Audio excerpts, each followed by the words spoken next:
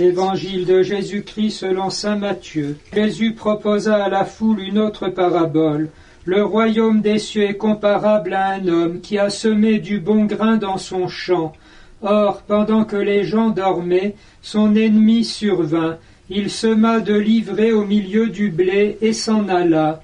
Quand la tige poussa et produisit l'épi, alors l'ivraie apparut aussi. Les serviteurs du maître vinrent lui dire: Seigneur, n'est-ce pas du bon grain que tu as semé dans ton champ? D'où vient donc qu'il y a de l'ivraie? Il leur dit: C'est un ennemi qui a fait cela. Les serviteurs lui disent: Alors, veux-tu que nous allions l'enlever? Il répond: Non, de peur qu'en enlevant l'ivraie, vous n'arrachiez le blé en même temps.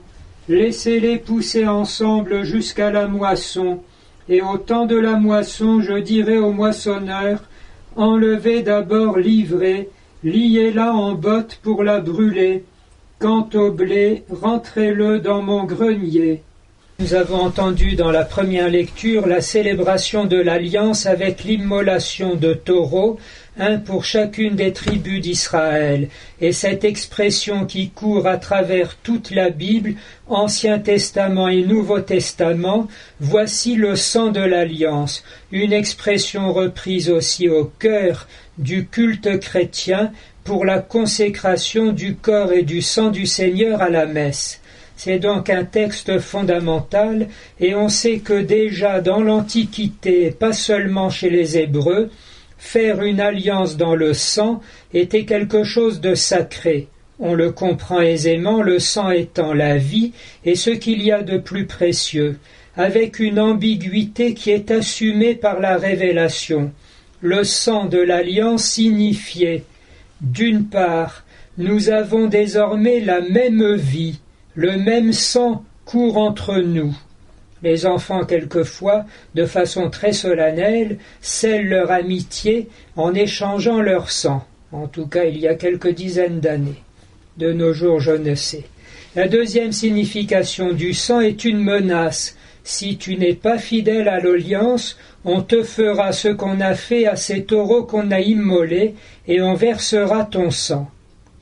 Ces doubles significations sont assumées par le Seigneur Jésus lorsqu'il consacre la nouvelle alliance éternelle dans son sang.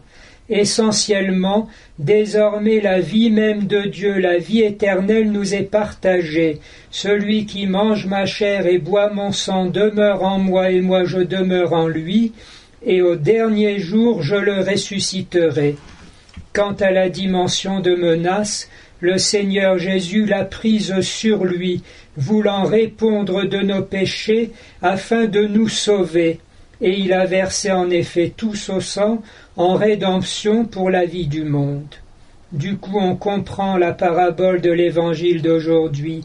Si l'ivraie et le bon grain grandissent ensemble, c'est parce que le Seigneur Jésus a offert son sang pour les uns et les autres, et il est capable de transformer les pécheurs en fervents disciples qui loueront dans l'éternité sa miséricorde. Il partage à l'Église ce mystère de compassion et de rédemption, elle qui boit son sang à chaque Eucharistie et qui offre aussi son corps, ses souffrances, ses prières, ses sacrifices pour la conversion des pécheurs. Ce que nous vivons à notre époque de façon un peu paroxysmique, mais toujours dans la foi et dans l'action de grâce qui est le nom grec de l'Eucharistie.